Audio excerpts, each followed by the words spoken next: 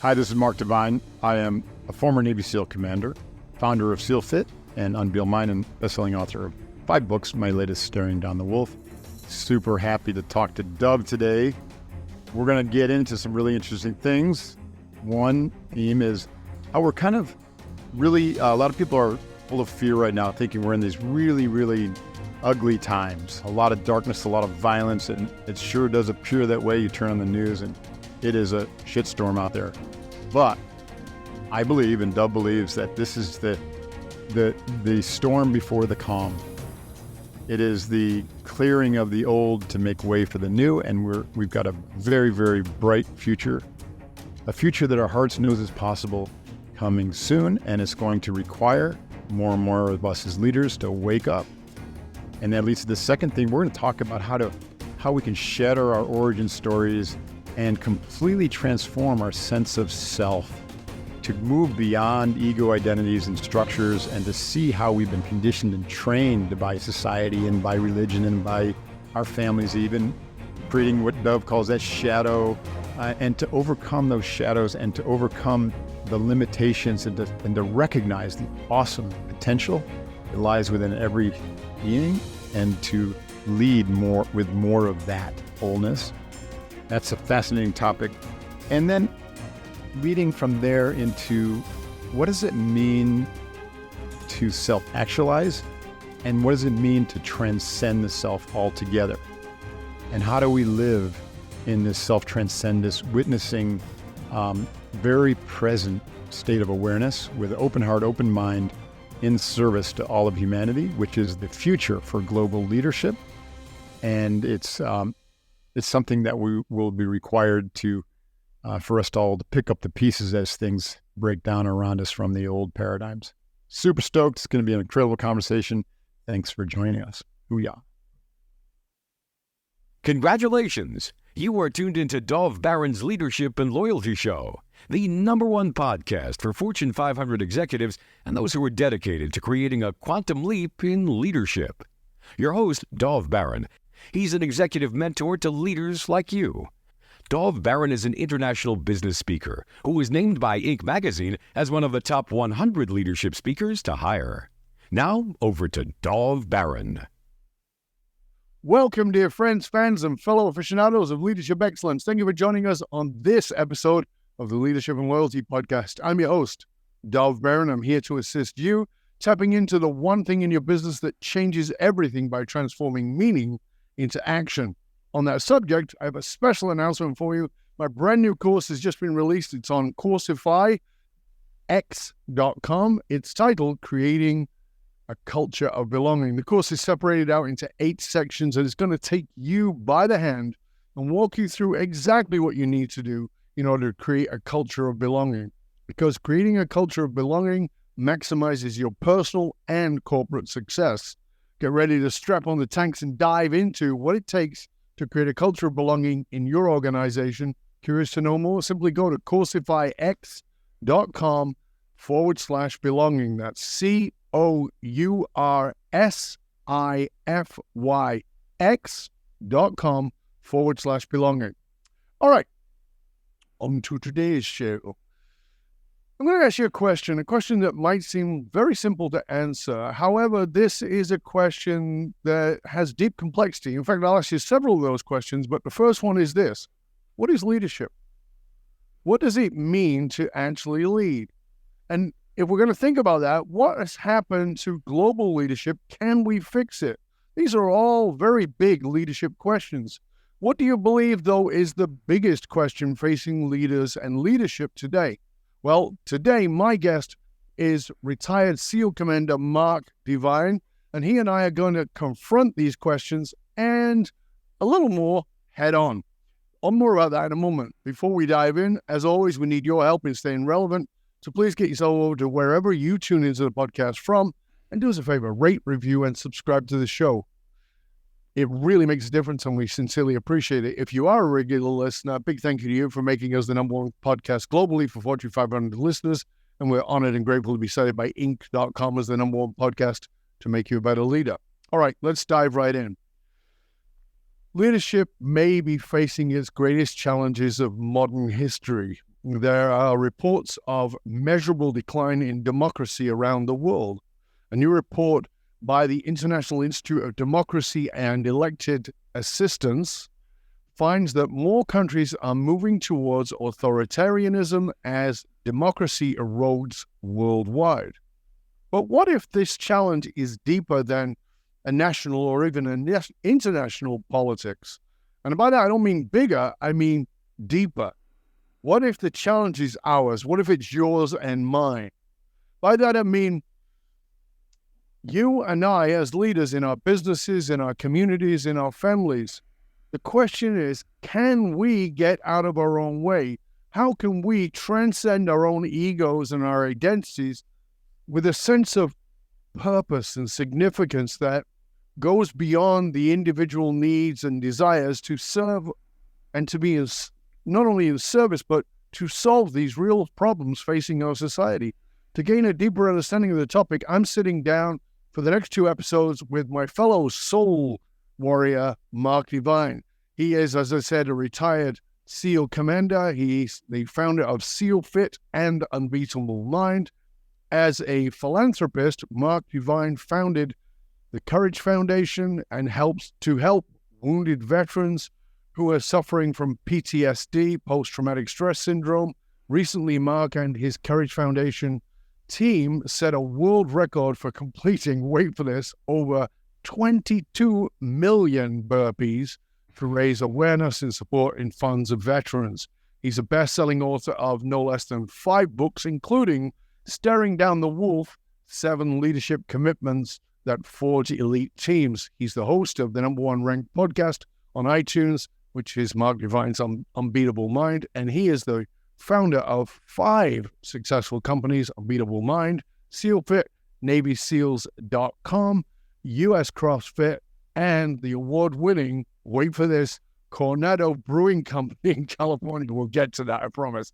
Ladies and gentlemen, please put your hands together and help me welcome my mate and general badass good guy, Mark Divine. What an introduction. Holy schmoly. Good to have you on, mate. Oh, I always love having our combos. I feel like I've got a live audience here. Of course, And you're I'm here. just... In all of my multiple personalities. So let me start by asking you this question, because I think it's a profound question that people don't ask and don't dig into for themselves. And I hope that every time I ask it of one of my guests on here, I hope that they don't sort of automatically answer it, that it's something that they marinate in for a long time afterwards, because I want my listeners to marinate in it. And that is, what is the origin story of what gives your life meaning? Mm-hmm. Well, birth. What is that? The origin story of my life in terms of taking responsibility for owning meaning, owning who and why I'm here on this planet, began with a profound shift in my consciousness that occurred when I was 22 years old. Mm-hmm. That was prompted by a Zen practice that I had inadvertently taken up as part of my martial arts training. And I was in Manhattan, New York, post-college, getting my MBA at the Stern NYU School of Business. I was becoming a certified public accountant for a very large firm named PricewaterhouseCoopers. Back then it was Coopers and Lybrand. Yeah. And so I was living out an original story that was framed, conditioned, contextualized, trained by my society, by my culture, by my family. And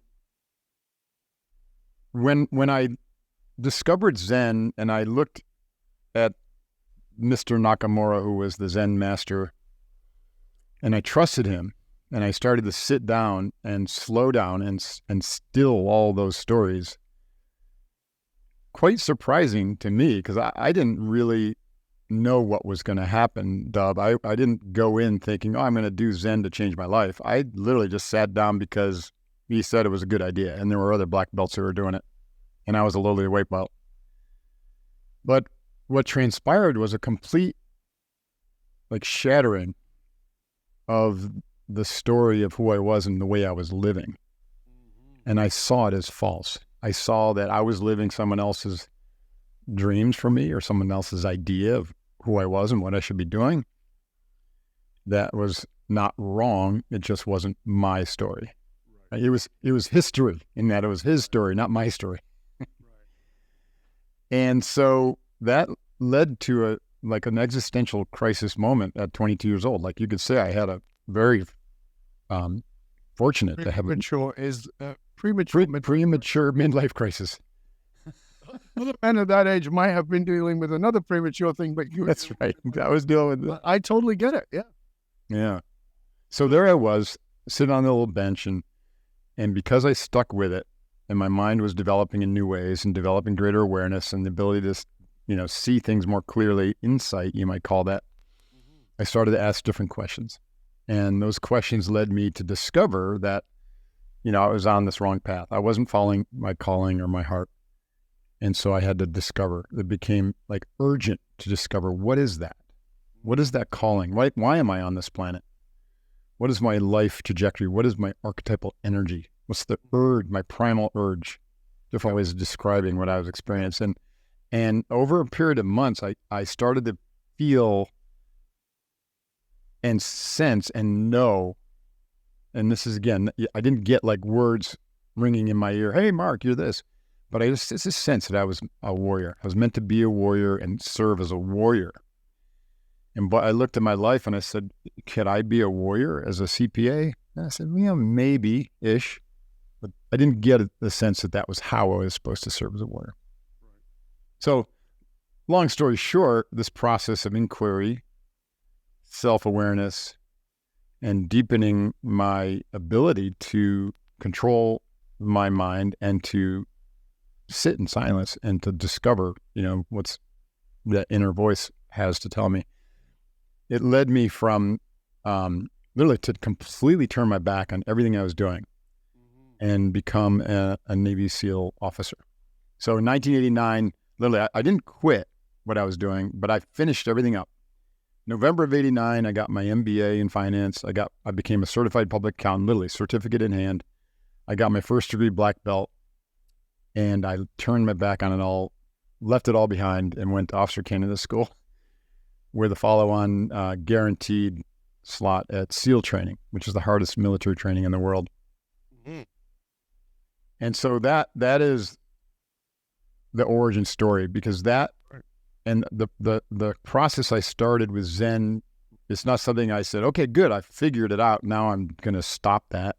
Mm-hmm. Right? No, it became so important to me because it led to such radical transformation that I said, okay, this is where the juice is for me, right? I'm already physically fit and strong.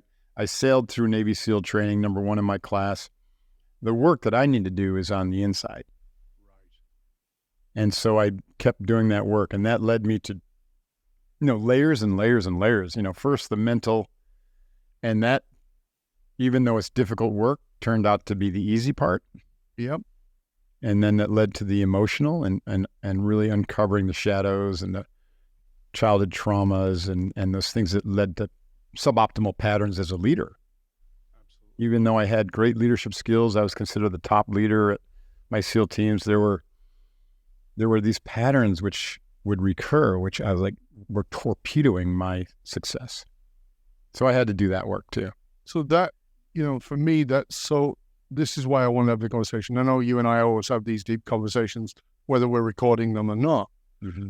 And it's an interesting thing because I see leadership has become, I've been doing this stuff for almost 40 years. And I see that leadership's become kind of like this ubiquitous title. Mm-hmm. And people have taken on the title. And it's you don't really know what leadership is. I know you have that title, but... and it's because you you can give orders, or you took a course, or you've got an MBA, or you've got something, but understanding the way you and I have talked about it before, that leadership is, yes, you lead others, but you must lead yourself, and you can't lead yourself if you don't know the patterns of your own mind. Mm-hmm. And you can't know the patterns of your own mind if you don't know the emotionality that's driving that's in your emotional source code from how you've grown up. And too often, people in leadership positions are looking forward, and that's important, but they're never looking back. So they're looking forward and saying, well, I'm a leader and we're going here. This is the vision. Mm-hmm. Instead of saying, hold on a sec, yeah, that's the vision, that's great, but why am I going in that direction? Is that my direction, or is that something that was programmed into me? Or is it even something that was just reactive from trauma in childhood or whatever it might be, that I don't even know I'm on automatic? So I think it's profound that you had that experience at 22. I had it very young, as you know, as well. Mm-hmm. And people just thought I was nuts. Like, how can you question all these skills and abilities you have? Like you said, you had all these skills and abilities, and now go off in a completely different direction, which is what I did too. It just didn't make sense. But for me, when we asked that question I asked at the beginning, what is leadership? I think that leads to the very question we're asking here. That's right. Yeah, I mean, leadership, everyone will give you a different perspective or answer on what they think it is. It's one of those kind of poisoned words like meditation that just all the juice has been sucked out of it, right? Yeah, we can throw words like authentic and right. And there's as many leadership theories as there are probably people on the planet. To me, it really is just how you show up with others. And to your point, also how you show up with yourself. Yes. Because all leadership stems from leading self and understanding self. So leading self is really about self-awareness. Yes. And developing wholeness. So we grow up in this fractured and fragmented way, especially Westerners are very action biased, very linear in their thinking, cause and effect. And so and then all the conditioning that gets layered on that, and the belief systems of what's right and wrong, and the morality, and blah blah blah blah blah blah. And so most people don't take the time to investigate that, or to also recognize that that's about 50% of the equation, and the other 50% is how the other half lives, and that is in a nonlinear, in a receptive, in a more of a being, focus more on beingness than doingness. And so this is like I'm describing the yin and the yang, or the masculine and feminine, or the east and west, or the global north versus the global south. You can look at it with these different kind of terminologies of radically different worldviews, perspectives, ways of being, ways of thinking, mental models, biases. And one of the challenges with global leadership today is global leadership is being pushed on the world by the Western leaders, by the global north, from that very linear, constructive, do good, gotta fix it, and we know how to fix it perspective. And that can cause great harm. And it has caused great harm in the world. Right? That's right. We're the great Roman Empire. I've described the U.S. And the U.S. forces, whether it's foreign policy or whatever it may be, as the modern Rome. It's just going out there and saying, we are the way, follow us. We'll pave it. We'll pave this over and put a Starbucks, and that's going to be good for you because you'll have a growing economy, and it will bring you up into the modern age. And, certainly the indigenous in the rainforests of Brazil don't want that. What they look at is like, hey, we're stewards of the planet's hearts and lungs. This is absolutely essential for us to maintain these ecosystems, these, headwaters of the world, and these ecosystems that are providing all the carbon sink and carbon dioxide or oxygen to the world. What we need is to be left alone. Yeah. Have you had a conversation with John Perkins? No. Economic Hitman? So he wrote a book called The Economic Hitman many, many years ago. I think it's fourth version right now. John is brilliant. and he used to work for the American government, the CIA, but he was an economist, and he did economic hits, right? And he would be flown into these countries and say, here's the deal. We're going to give you all this money to help you have your economy and build your economy. Right. All you have to do is install this government who will respond to us. That's right. And, on this idea that we're doing good in the world. And so you get people like Henry Kissinger, who gets a Peace Prize for sending killing squads into South America. Right. And we can have these deep political conversations about this. Right. But at the same time, John was like, I had to wake up. And now he spends most of his time down in the Amazon hanging around. And one of his last books, I think, was called something about the panther. I mean, it was being down there in those cultures and understanding those cultures. It's interesting to me, and I want to bring it back to you for a moment, because, you've got this 22-year-old awakening of being a warrior, and you realize, accounting's probably not the best place to be a warrior. So you go off to SEALs training, you become like, you kick ass, and you go out and you do all those things. But has the word warrior shifted for you? Does it mean something else now? Well, I can relate it to like Jungian archetypes or Enneagrammic archetypes. So we have kind of a dominant or one or two dominant archetypes. Warrior was very dominant, but then leader, right? One of the drives for me, not beyond warrior, was I really wanted to lead people, and I saw myself in my meditations leading people in a very gritty, like visceral way. Like for me, leadership was high stress, high risk, under pressure, and that was the Navy SEALs. Right. So warrior became warrior leader. As I developed and my leadership positions or opportunities kind of expanded, as they do in the military and often in corporate roles, taking on more responsibility, more people, more resources, it becomes like different. You get into organizational leadership, and you move from your squad to your platoon to your troop to your SEAL team, that type of thing. So then strategy and tactics and becoming the warrior scholar, right, became powerful, right? So that idea of leadership, instead of like crawling through the marshes with a knife in my mouth with my small 6-man team, became more about strategy and tactics and the scholarship of deep understanding of how to lead in that way. And then later on, as I developed a lot of domain knowledge in training and leadership development, specifically starting with the SEALs and special ops and then leading to civilians, the archetype of teacher came online. But it didn't shed the warrior, and I didn't shed the scholar. No. Didn't shed the leader.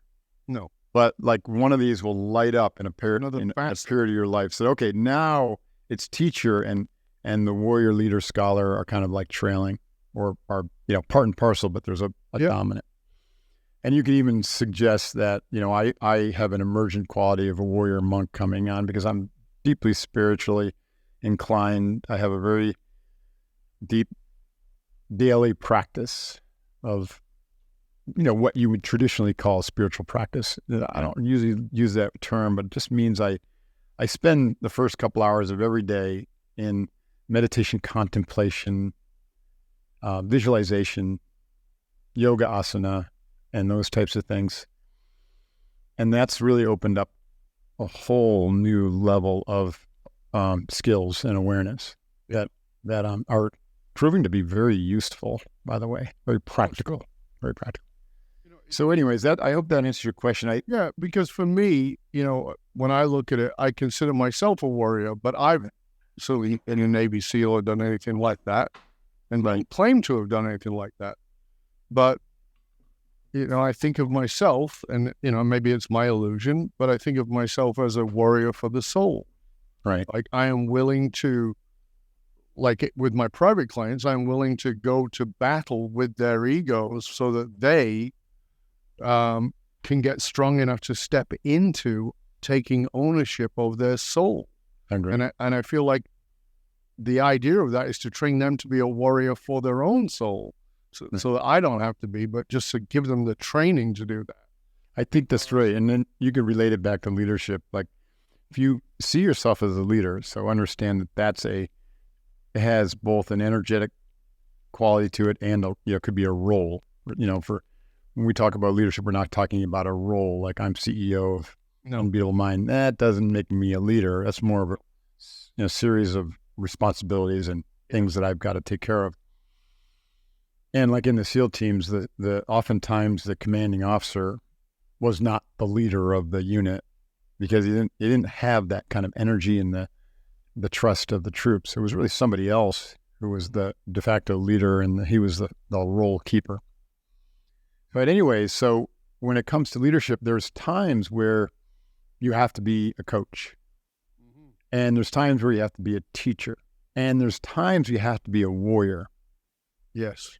Especially when the crisis hits, or, the warrior is the individual who's courageously faces the unknown and the hardest of the hard, takes full responsibility and ownership of the outcome, and is accepting of the risk and willing, right, to share that, to take on that risk, and to share the success with everybody else. And that's why when you see exemplars of warriors, usually in some sort of crisis situation or military types, combat, and that selflessness, like King Leonidas and the 300 Spartans, right? Like he's right there fighting alongside his men. He knows he's going to die alongside his men. Like he is a warrior leader through and through. So these archetypes are things that you can bring online in different scenarios or circumstances, and they're very helpful. Mark, that many leaders today don't understand that. It's fascinating for me that the self-inquiry, the self-knowledge, the self-awareness, which is far deeper than emotional intelligence. It's important, but it's deeper than that. As you talk about, I'm trained as a Jungian psychologist, the Jungian archetypes, and looking in the shadow self and entering into that dark cave that we fear to tread into, and getting to know the shadow self and find the wild man and the mystic and all those who live within us.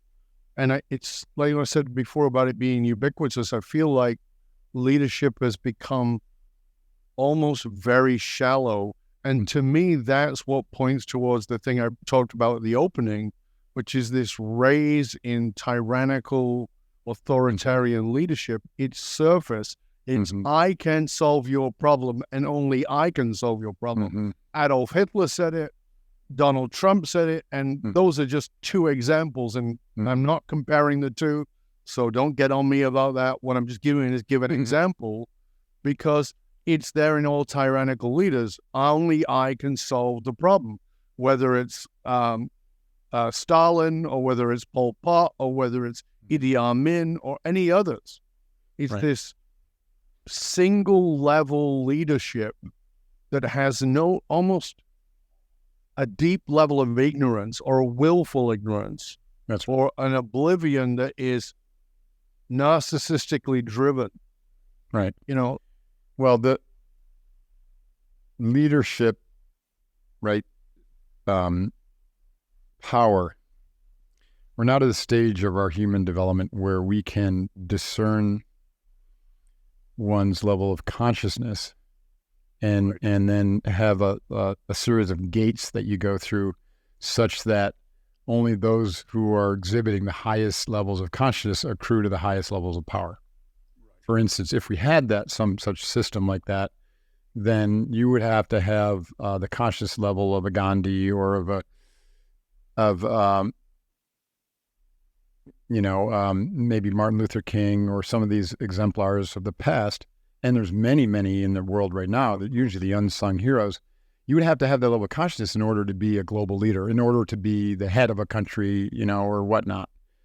But the way we're set up now, coming out of this like really dark ages, what the yogis would call the Kali Yuga, it's like the false get, accepted as truth, and they claim all the power. And so you have people operating who are, it has nothing to do with intelligence. I'm talking about consciousness, which is like heart opening, compassion, inclusiveness, broadest possible perspective where you take into account the well-being of all beings, including Mother Earth. That's an evolved consciousness. You could call that unitive consciousness or integral consciousness. There's different, systems that can kind of track these stages of human development. But these higher stages are very rare in the Western world because of the way that we develop ourselves, which is in a very negative way. Very, so much negativity, so much ego inflation that you get trapped in the egocentric. Most individuals get trapped in the egocentric stages of development and they can't move beyond it. And so then if you have the energy that craves power, that ego just craves power like a Trump or a Hitler, you end up in this situation that you described where you have the worst leading the most. And it's very, very destructive. So, that's what I was saying. The question is, how do we move beyond that? And that's the. So I was saying at the beginning why I think it's when I look at this or authoritarian, I mean, I can remember in the late 80s talking about the things that are being talked about today and being seen as a complete nutter for saying the things I was saying.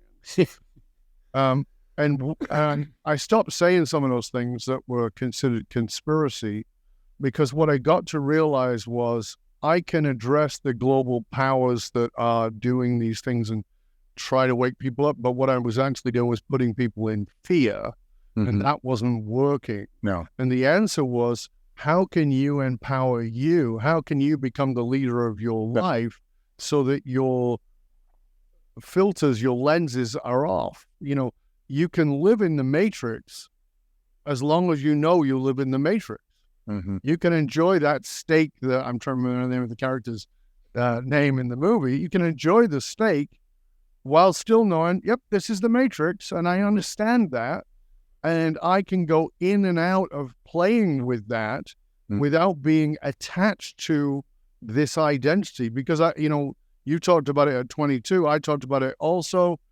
I've said for years, I say this to my clients, the greatest gift you ever received is an identity crisis. You think it's a curse, it's the greatest gift you ever got. And if you're going to work with me, I am not going to try and put Humpty Dumpty together again. I'm going to make scrambled eggs. I want to beat the rest of it up and just reveal what's the truth underneath. And this is what has people run away and go, oh, it's fine, I'm good. Now, in your last book, right, which was so important, which was Staring Down the Wolf, and that whole Unbeatable Mind model, from your point of view, based on what we're talking about here, was the corporate world ready for what you were offering, or did it seem like they couldn't really get to that depth? That's a great question. My book, Staring Down the Wolf, came out a week before the pandemic lockdowns. Right. And nobody paid any attention, right? And we sold like 16,000 copies pre-order, and we should have hit the New York Times bestseller list, but it was also the Democratic primary, and then we went into lockdowns, and so it got completely ignored. Yeah. And I think at that point in time, people weren't ready for it. But now, 2023, man, I'm having discussions with, was on the phone yesterday with the leaders of Shell Canada, like the whole leadership team, and they're like admitting that they need to do something different, and their workforce is suffering. And there's so much stress and burnout and so much confusion, and they know they need to bring tools like Unbeatable Mind, which is an integrative vertical development practice to try to access wholeness, to try to evolve to these higher stages of self-transcendence. And so these conversations are being had now. So people are now ready for it. When I wrote it 3 years ago, I don't think so, but how quickly things change. That's, everything has a shadow and a light side to it. So the shadow of the pandemic, I mean, you and I could go deep on that. Oh, yeah. Gnarly. Right? What happened there, what was foisted upon humanity, just the darkness of that whole thing. But the light side is it woke a shite ton of people up. Yeah. And it created a situation where trust in our governments is at an all-time low. Yes. Trust in the media is an all-time low. And these are all the structures that led us to where we are. So the very thing that they, I won't go off into some conspiracy theory with this pandemic, but the very thing that was used to really accrue even more power is backfiring. Yep. I believe it's backfiring because a lot of people are going, that's just too much, right? There's no way we're going down that road. Yeah, it's making people aware of some of the gilded cages they were living in, not knowing they were gilded cages. That's right. The bloom is off the rose is the way I describe it. Like they didn't realize how much censorship and control and propaganda and corruption of the whole industrial political establishment had become, right? Yeah, and it's important for people to grasp that, this is not Mark and I having a conversation and talking about Donald Trump or the Trumpians. The characters are almost irrelevant.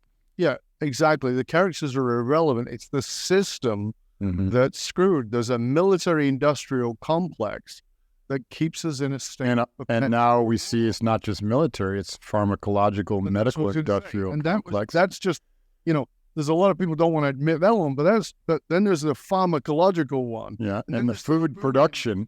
Yeah. Like food production. Like the largest landowners of agricultural food are Bill Gates. Yeah. Take note, Bill Gates.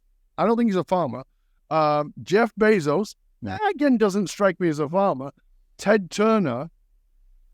That's crazy, isn't it? Those are the three guys who own the most agricultural land in America, and we're being told you shouldn't eat meat, you should eat this lab meat, or you should be a vegan, which is actually more damaging to the planet if you just pay attention for a minute. So, am I in favor of taking care of the planet? Absolutely, I am. Do I believe everything about climate change? No, I don't. Do I believe a lot of it? Yes, I do. But do I believe we should be healthier? Absolutely. Do I believe the solutions that are offered for us to be healthier are the solutions? Probably not, because I'm old enough to remember when margarine was the thing you were supposed to do. And you weren't supposed to have any butter, and you weren't supposed to have any eggs, and you weren't supposed to... Hold on a second. I think people are waking up to this. And the internet is shit because it pollutes all kinds of nonsense. Yeah. But it's like you said, the shadow, right? But we talk fantastic, and then it brings people an awareness that they would never have even considered. Yeah, I think that like the basic primal urge of all human beings is a relentless march toward freedom. Yes. And so I don't mean freedom in a political sense like democracy or whatever. No. But if you think that you have freedom in our Western culture, like you have been sadly conditioned, right? Because you don't have freedom to walk out the door, do whatever you want every day. You have to have a job, right? Unless you're on welfare or you're trapped perpetually in that bottom kind of welfare class, which is a sad state of affairs that we have a system that traps people there. Yeah. You don't have the freedom to choose what type of money to use. I mean, they're really trying to clamp down on Bitcoin and cryptocurrencies and whatnot. You don't have the freedom to just go grow your own food because that knowledge has been stripped away and we've been concentrated in these concrete jungles. And it's like very difficult for people to have their hands on their own food and to grow their own food and to even know how to do that. Well, there's so many, you don't have the freedom really to just educate yourself in a way that's going to unleash your creativity and spontaneity and the intuitiveness that is necessary today, right? Because we're trapped in this industrial education system that was built for this industrial society. And so the concentration of wealth and power in this elite few has led to the construction of a world that has entrapped the many in service to the few. Yes. And that's not freedom. And yet there's all this talk and so then they just subdue everyone, anesthetize them with drugs, with constant media, now social media, and all that's like now we know after the pandemic, it's all propaganda. And when we point to like Russia and China, say, look what they do. Look at all the propaganda. And then like, wait, it's like that saying, if you got one finger pointing that way, there's three pointing back at you, right? It's like, okay. So leaders today, if you really want to wake up to the fact that you're baked into this system, right? You have to do the self-awareness to see that these mental models and structures, you're inside the bottle. You can't read the label. Exactly. But they're not leading you or anyone else toward freedom, right? So now the only way to have or to think you have freedom is to gain more and more wealth and say, okay, if I get $5 million or $10 million, I'm going to be free. Or once you get there, it's like, oh, there's not enough because I have to pay so much in taxes. I need 50 million or 100 million. You get there and you're like, oh, that's not enough because look, there's people over there who have 300 or 400 million and look at their lifestyle. That's not freedom either. No. That's just constant grasping for more. And that's what's been baked into us. This idea that more is better, that bigger is better, that the economy should always be growing and expanding. Who says? Again, the indigenous don't want you to come and, I laugh at the United Nations Sustainable Development Goals because it's all about development. But what about non-development? Yes. What about restoration of the ecosystems? What about leaving our global commons alone so that the indigenous who know how to keep those commons in balance can keep those commons in balance?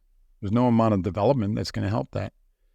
And what about supporting individuals to go back to local farming and individualized farming? 70 some odd percent of Americans brew their own food before the Great Depression. This is one of my conspiracy theories. And all of a sudden, here comes this big collapse and everyone gets marshaled into cities and factories. Well, lo and behold, that's because we suddenly had automobiles to build and, they needed people in the cities for these factories. Well, how convenient. Let's destroy all the farms. Let's get them to take mortgages. Let's create this depression or this economic collapse and this fiscal crisis. Call all those mortgages. Suddenly all these families can't afford to hold on to their farms. So that's exactly what happened. Yeah. And we went from 70% of America being able to feed themselves to like less than 5%. I don't know that number's accurate, but a very, very small number. And now these farms are these big, massive industrial things. The quality of the food has gone down dramatically. The quality of the soil has gone down dramatically. It's actually a big crisis, I think. And we're already at the end of part one of the show. We haven't come to any solutions. We've really just been bitching a lot, haven't we? Well, we'll get there. Don't worry, because I want to come back to, in part two of the show, I want to talk about what do you think is needed in global leadership? I know we've touched on it. Yep. And I want to talk about this idea and it talking about really what it means to go from a leader to becoming self-actualized, becoming self-transcendent, and because these are the deeper questions of leadership, mm-hmm. and that I know you and I both love to have, and I know that my listeners are who tend to go, I want that sort of the meat and potatoes of this stuff, mm-hmm. and then what some of our solutions. We're going to come back to more of that in part two of the show, but before we do that, please tell people where they can find out more about you, Mark, and all your resources. Sure. Thank you for that. My personal website, markdevine.com, has kind of like the catch-all. You can learn about my podcast and my books and sign up for my newsletter to stay in touch. We have a really cool Unbeatable Mind program, which is a 30-day challenge, 15 minutes a day, where you can learn all the mental, emotional, spiritual development tools that we offer to our clients. Just 15 minutes a day, a video and a practice. And it's incredible. And they can learn about that at unbeatablechallenge.com. Fabulous. Yeah. We'll make sure, of course, that we post all of that in the show notes for you, so you'll be able to get all of that. Until then, We're going to be back for more of this delicious conversation with Mark Divine. And we're looking at what is leadership? Does it mean to be a leader? And can we take on the responsibility of what it really means to lead ourselves and others through what appears to be dark times, I would say, into a new renaissance. That's my language around it, into a new renaissance.